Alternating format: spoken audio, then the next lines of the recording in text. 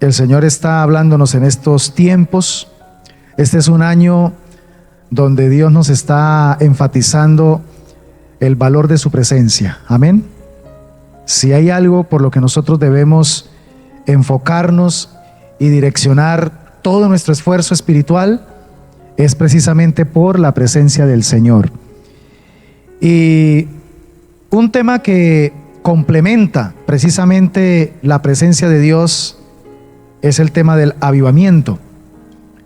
Nosotros tenemos que pedirle al Señor todos los días, iglesia, que avive nuestros corazones. Amén. Que avive nuestros corazones. Necesitamos que en medio de estos tiempos trastornados, en estos tiempos donde hay tantas cosas aberrantes, tanta maldad, tanto pecado, podamos nosotros como iglesia anhelar la manifestación de un despertar, de un avivamiento en nuestras vidas. ¿Por qué? Porque si estamos avivados, mis hermanos, nosotros vamos a poder también transmitir ese espíritu a los que nos rodean. ¿Sí ha notado usted, mi hermano o mi hermana, que batallamos espiritualmente con el estupor, con el sopor, con el adormecimiento, con la dureza, ¿sí? Con la frialdad? Es porque precisamente los ambientes están pesados. Si nosotros pudiéramos observar con ojos espirituales todo lo que se mueve en el ámbito de los aires, en el ámbito atmosférico, ¿sí? No seríamos capaces de vivir tranquilos, ¿sí? Porque la pesadez que se mueve en los aires, los espíritus impuros que se mueven y que tratan de gobernar, porque de hecho Dios les ha permitido esa potestad. Por eso uno de los títulos de Satanás es el príncipe de la potestad del aire, ¿sí? Y desde ese ambiente atmosférico, desde allá, el enemigo está mandando sus dardos para mantenernos bajo esa opresión. Pero mis hermanos, bendito sea el Señor, porque nosotros tenemos el sello del Espíritu Santo. Amén. Y tenemos las arras del Espíritu y tenemos el poder que venció al mundo. Pero sí tenemos que estar muy atentos a cuidar, a cultivar, y si vemos que está de pronto descuidado, volver a reactivar el avivamiento. Esto es importante. Hechos capítulo 4, versículos 31 al 33. Note lo que dice la palabra del Señor. Hechos 4, 31 al 33. Cuando hubieron orado, el lugar en que estaban congregados tembló. ¿Sí entiende usted el poder que tiene la oración? ¿Sabía que cuando usted ora, las fuerzas espirituales tiemblan? Los poderes del enemigo, los cimientos del infierno se sacuden. Dígame a eso si usted lo cree. El problema es que a veces oramos y no creemos lo que estamos orando. Pero si hay una herramienta y si hay un arma poderosísima, es la oración en el Espíritu. Y todos fueron llenos del Espíritu Santo y hablaban con denuedo la palabra de Dios. ¿Qué produce una vida de oración en el creyente? Hablar con denuedo, valor, ¿sí? Decisión. Y la multitud de los que habían creído eran de un corazón y un alma. ¿Qué produce la oración? Unidad, ¿cierto? Y ninguno decía ser suyo propio nada de lo que poseía, sino que tenían todas las cosas en común. Eso es lo que produce una vida de oración. Ya la prioridad no son las cosas materiales. La prioridad es el cuerpo espiritual, la unidad de cuerpo. Y con gran poder los apóstoles daban testimonio ¿de qué? De la resurrección del Señor Jesús, y abundante gracia era sobre todos ellos. ¿Por qué tenemos, hermanos, que anhelar un avivamiento? Porque Jesucristo resucitó de los muertos, porque Jesucristo está vivo, y por tanto La espiritualidad que nosotros profesamos debe ser una espiritualidad viva. Amén, iglesia. Nuestro Cristo no está muerto, nuestro Cristo está vivo. Por tanto, entonces nosotros tenemos que estar en esa perspectiva de vida. Como iglesia, nosotros necesitamos un genuino avivamiento con el poder del Espíritu Santo. Iglesia, yo quiero retar tu corazón a que revises muy, pero muy a menudo tu comunión con el Espíritu Santo. Amén. El Espíritu Santo de Dios debe convertirse para nosotros en nuestro compañero fiel, en nuestro amigo, en nuestro íntimo. Desarrollar una vida en el Espíritu, que es el tratado al que hemos sido llamados a vivir. Vida en el Espíritu significa que entonces yo tengo que empezar a desarrollar una dimensión en la que todo el tiempo debo estar conectado ¿con quién? ¿Con quién? Con el Espíritu Santo. ¿Sabía que ese es de los regalos más hermosos que Dios nos ha entregado en Cristo Jesús? El Espíritu Santo. Pero es el regalo, la dádiva que menos sabemos cultivar, que menos sabemos cuidar. Es triste cuando uno, llamándose cristiano, la mayor parte de la existencia de esa fe la vivimos en una dimensión de carnalidad. Nos llamamos cristianos, pero lo que domina y reina en nosotros son nuestros propios pensamientos, nuestros propios deseos, nuestra carnalidad. Y el Espíritu Santo busca muchas maneras y muchas estrategias para captar nuestra atención y decir: no hagas eso, no digas eso, no descuides esto. Pero nosotros hacemos caso omiso. ¿Cuántas veces el Espíritu Santo nos ha hablado de maneras tan directas en áreas donde sabemos que necesitamos rendir, morir, pero seguimos nosotros ¿qué? Pecando. Seguimos desobedeciendo. Seguimos haciendo nuestra voluntad. Tiene que llegar un momento en nuestra existencia, mis amados hermanos, donde el Espíritu Santo de Dios tiene que ser para nosotros lo que Jesucristo fue para sus 12 discípulos. Lea los evangelios. Estamos precisamente en este año mirando 365 días con Jesús a través de la lectura diaria. Ya próximamente el 1 de abril estaremos enviando por el grupo de WhatsApp el plan de lecturas para el mes de abril. Y note precisamente cómo era la vida de los apóstoles con su amado Jesús. Así debe ser nuestra vida con nuestro amado Espíritu Santo.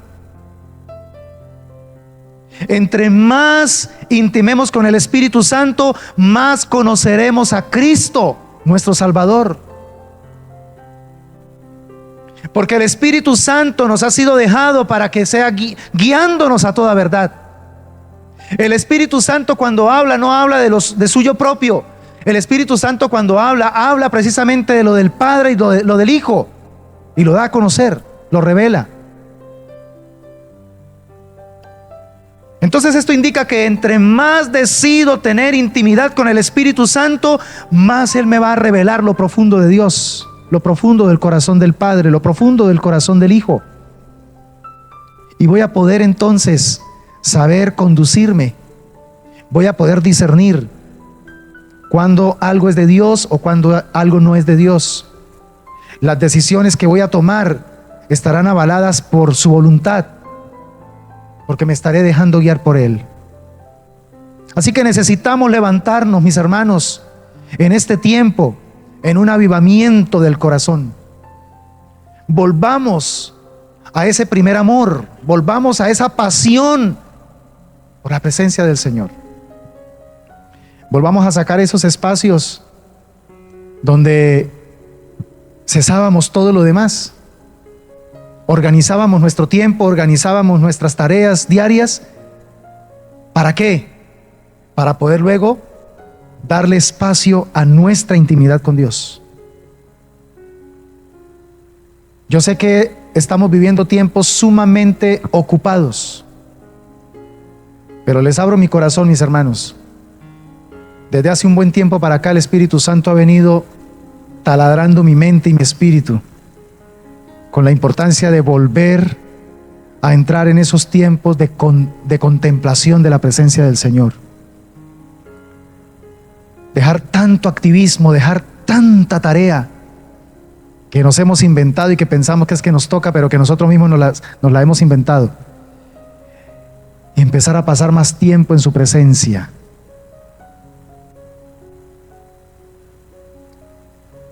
Me he preguntado, porque yo estudio mucho los grandes hombres de la fe cristiana, los grandes héroes de la fe en la historia del cristianismo.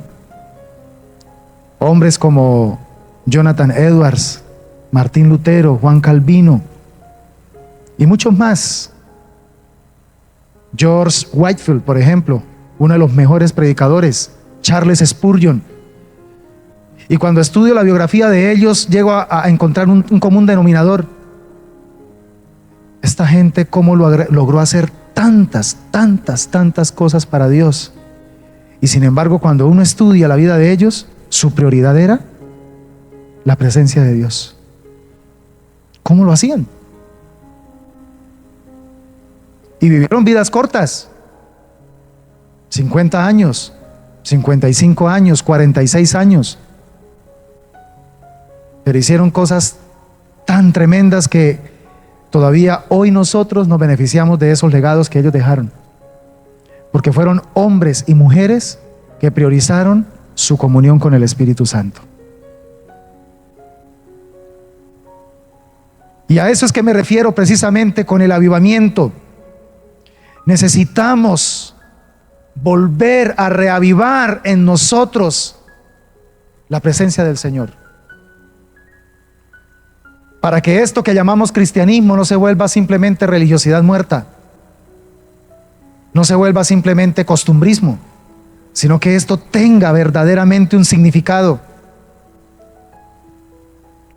Me gusta lo que dijo una vez Walter Ball definiendo el tema del avivamiento. Dijo: avivamiento es la acción de Dios restaurando la salud de su iglesia.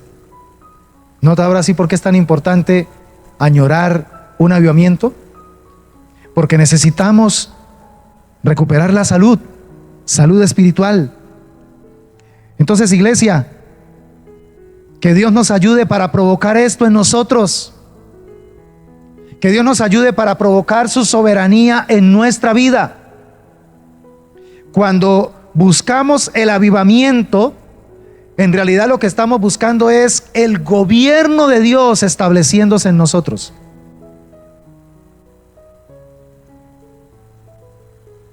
Algo que tenemos que empezar a erradicar de nuestra cultura cristiana actual es esa tendencia a que buscamos a Dios solamente para que Él se ciña a nuestras necesidades, que Él se ciña a nuestros deseos.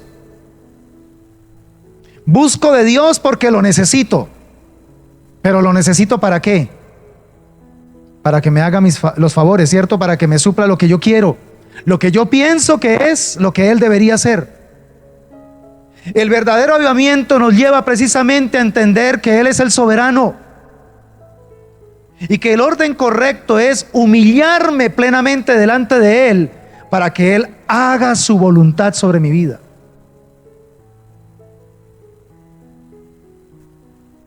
Que no nos dé temor. A ese punto tenemos que llegar, mis hermanos, que no nos dé temor, no nos dé de pronto como inseguridad en pensar que si me rindo completamente delante de Dios, de pronto Él me va a dejar frustrado. De pronto Él no va a conocer realmente lo que yo necesito. Todo lo contrario, cuando somos capaces de rendirnos completamente a su santa voluntad, a su soberanía, estaremos garantizando lo bueno, lo agradable y lo perfecto para nosotros. Y puede ser que en eso bueno, agradable y perfecto no esté contemplado lo que nosotros imaginábamos, pero te garantizo algo: Dios te va a dar mucho más de lo que tú imaginabas, de lo que tú pensabas, porque esa es la voluntad de Dios para con sus hijos. El Señor cumplirá su propósito en nosotros. Recuerde que nosotros venimos a esta tierra no para vivir lo que nosotros querramos, sino que venimos a esta tierra para vivir el propósito de Dios en esta existencia. Ahora, ¿por qué el avivamiento? Porque el avivamiento no es para los incrédulos. Un incrédulo no necesita avivamiento. Un incrédulo que necesita es nacer de nuevo. El avivamiento es para los creyentes, es para la iglesia. Amén.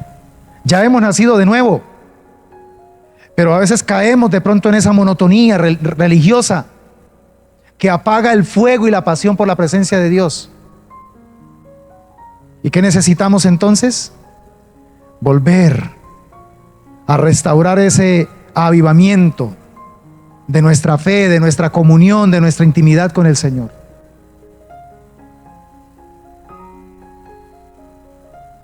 ¿Cuándo es que nosotros necesitamos un avivamiento? Muy sencillo. Cuando empezamos de pronto a experimentar más a menudo tristeza, desolación, negativismo. Cuando lo que más rodea nuestro entorno es el temor, la zozobra, ansiedad, depresión, angustia. Cuando empezamos a detectar que eso es lo que más está rodeando nuestro entorno, entonces significa que estamos necesitando ¿qué? Avivar la presencia de Dios en nosotros. Porque cuando la presencia de Dios está encendida en nosotros, mis hermanos, no hay lugar para el negativismo, no hay lugar para la tristeza, no hay lugar para aquellas cosas que hoy se están normalizando dentro del cristianismo. ¿Usted se imagina un cristiano de la iglesia primitiva viviendo como muchos cristianos hoy día? Y que le dijeran, bueno, le traigo una noticia. Eres el próximo llamado a morir por causa del evangelio. ¿Qué nos pasaría?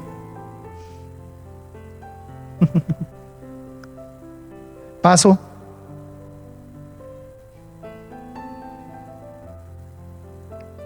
Estamos teniendo un problema muy delicado en este tiempo, y es que parece ser que el evangelio que nos están predicando no nos está preparando ni nos está entrenando para la persecución. El evangelio, sobre todo aquí en Occidente, porque en estos momentos, para la gloria de Dios, hay un evangelio que le está dando valor a cristianos para morir por el evangelio. Vaya a Siria. ¿Por qué están matando tantos cristianos estos días? Porque se cansaron de tener miedo a los que están amenazando. Y se están levantando y están diciendo abiertamente, y si hay que morir por el evangelio, pues morimos. Pues los matamos, pues mátennos. Y eso está pasando en este momento, gloria a Dios. Porque significa que todavía en este planeta y en esta tierra todavía hay un evangelio auténtico. Pero el evangelio que se está predicando aquí en Occidente, lamentablemente, mucho de lo que se está manejando acá es un evangelio que no nos está preparando para eso.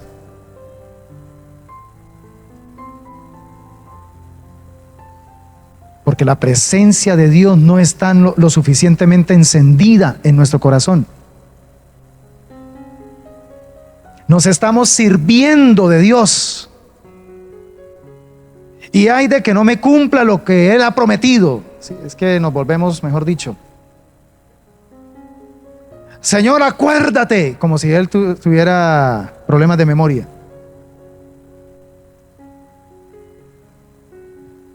Pero mis hermanos, tenemos que volver a ese evangelio bíblico que no gira en torno a nosotros ni a nuestras necesidades. Los apóstoles la tenían clara: mi Dios pues suplirá todo lo que haga falta. De eso se encarga el Señor. Pero el Señor quiere que yo me encargue de lo que Él me ha encomendado, de su tarea, de vivir para su gloria, de negarme ante aquellas cosas que pueden dañar mi comunión con Dios. ¿Cómo es posible que hoy día, llamándonos cristianos, fácilmente nosotros negociemos con el pecado? Tenemos que volver a la senda de la santidad. Tenemos que volver a la senda de la consagración, a esa vida de quebrantamiento diario, donde el solo hecho de decir una mala palabra nos compunja terriblemente el corazón y nos haga entender que con solo decir esa mala palabra estamos atentando contra lo más sagrado y más valioso que poseemos en esta tierra: la presencia de Dios.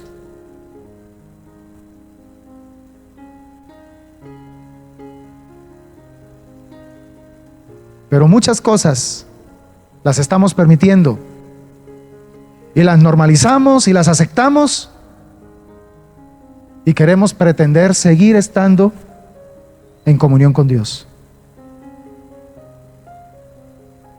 Y resulta que estamos colocando sobre nuestro corazón día tras día una capa sobre otra, sobre otra, sobre otra. Y después entonces, cuando sí queremos sacar un tiempito para orar, para buscar el rostro de Dios, decimos: uy, no, pero qué dureza. Uy, no, pero ¿será que Dios no me escucha? Pero esto sí está pesado el ambiente. ¿Por qué será que medio empiezo a leer la Biblia o medio empiezo a orar, de una vez mi mente se llena una cantidad de pensamientos? Me empiezo a leer la Biblia y me da sueño. Eso es producto de lo que yo mismo he venido acumulando durante tanto tiempo, descuidando mi intimidad con Dios. Porque entre más soy sensible a la presencia de Dios, cualquier pecado se vuelve delante de mí como algo horrendo. ¿Me entiende? Entre más me acerco a Dios y entre más me acerco a la santidad de Dios, más empiezo a entender que el pecado es terriblemente horrendo. Pero cuando yo estoy frente al pecado y lo normalizo y coqueteo con él y digo: no, eso todo el mundo lo hace, yo también puedo,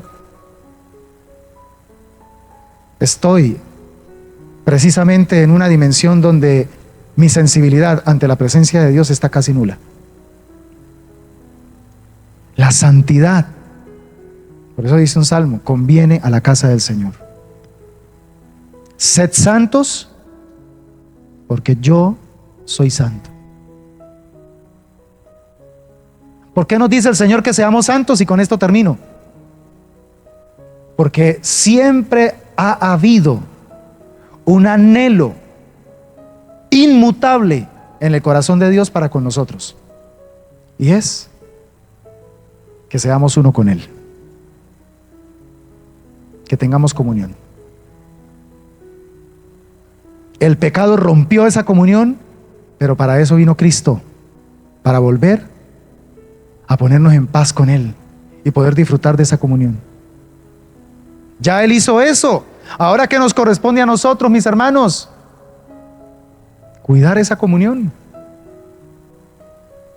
Pero hablar estas cosas en este tiempo, muchos pueden pensar: pastor, eso es como muy extremo, eso ya es como fanatismo. Eso, no sea tan fanático, pastor. Hablar apasionadamente de la presencia de Dios ya es ser uno tildado de: pastor, eso, cálmese. ¿Sí? Equilibre las cosas, pastor. Sí, con equilibrio. Y ese equilibrio, lo que se está convirtiendo es prácticamente en una licencia para la mediocridad espiritual, para la tibieza espiritual. Y la tibieza lo que hace es vomitarnos de la presencia de Dios. Todo lo contrario a lo que Dios quiere que nosotros experimentemos: unidad con Él. ¿Me están entendiendo, hermanos? Oremos en este momento y pidámosle al Señor que nos permita volver a darle vida a nuestra vida de oración, que volvamos nuevamente a limpiar nuestra vida de toda contienda, de toda división. Pidámosle nuevamente al Señor en este tiempo que nos ayude para definitivamente tomar conciencia del poder de Dios en nuestra vida. Lo tenemos a Él. No estamos solos. El cristianismo verdadero se vive en el poder del Espíritu Santo.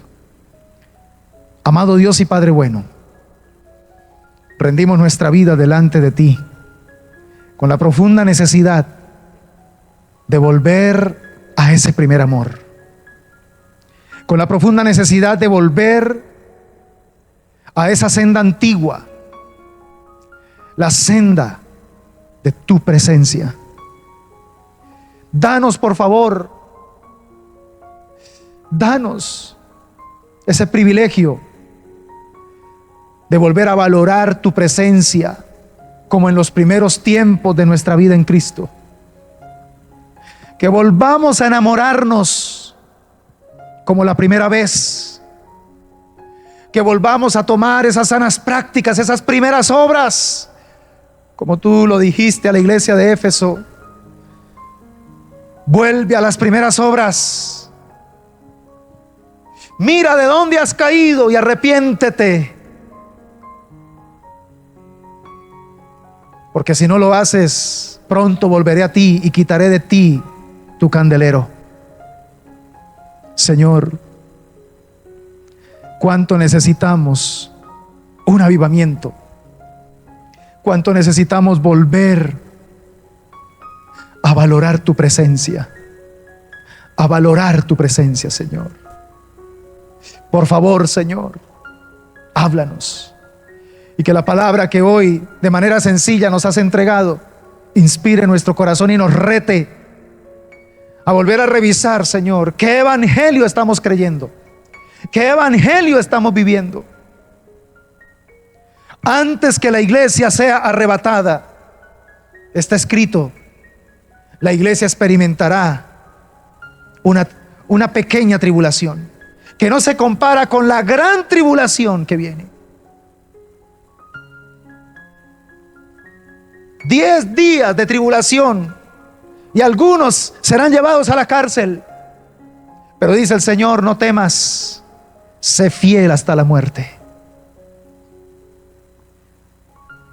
Y luego dice a la siguiente iglesia, yo voy a protegerte de la hora de la prueba que viene para todo el mundo. Está hablando de ese tiempo, de la semana 70, que estará cumpliendo todo el panorama profético para el pueblo de Israel. Pero para que se cumpla ese momento, el Señor ya habrá arrebatado a su iglesia. Señor, lamentablemente esto muchos cristianos no lo creen. Pero los días que vienen, Señor, son días donde si no nos preparamos, este evangelio al que estamos acostumbrados aquí en Occidente no nos servirá. Necesitamos el evangelio soluble, necesitamos el evangelio auténtico, necesitamos el evangelio que nos capacita para mantenernos erguidos y mirar con fe y esperanza en la plena hora de la prueba que Dios cumplirá lo que ha prometido. Señor, que no nos sirvamos de tu presencia, sino que te sirvamos, Señor, a ti. Que seamos verdaderos siervos fieles y buenos, llamados a cumplir tu propósito. Oh maravilloso Señor, nos llevamos en nuestro corazón esta reflexión y pedimos, Señor, que nos permitas salir de este lugar pensando muy en serio cómo recuperar ese primer amor, cómo avivarnos nuevamente en la presencia del Señor. Bendito sea tu nombre para siempre, mi Rey. Y doy gracias por mis hermanos. Los bendigo en el nombre del Padre, del Hijo y del Espíritu Santo. Amén y amén. Gloria al Señor.